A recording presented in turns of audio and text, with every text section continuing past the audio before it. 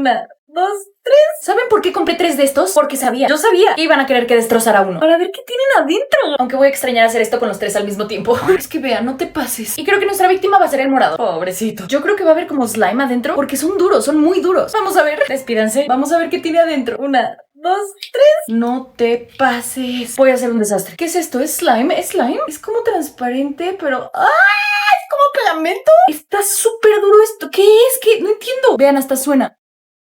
¿Qué es esto? Está duro. ¿Por qué está tan duro? Ay, no, oigan, sí está muy pegajoso. Creo que sí es como pegamento, pero no huele a nada, está rarísimo. Sí, eso no fue tan satisfactorio como pensé. Qué desagradable. ¡Ah! Y estoy haciendo un desastre. Lo voy a dejar reposar en mi mesa a ver si se seca o algo. En una de esas se le quita lo pegajoso. Miren, yo qué sé. Pero ya sabemos qué hay adentro de estas cosas. Ya no voy a romper estos, no me lo pidan. ¿O sí? No. ¿O sí? Basta. Los amo.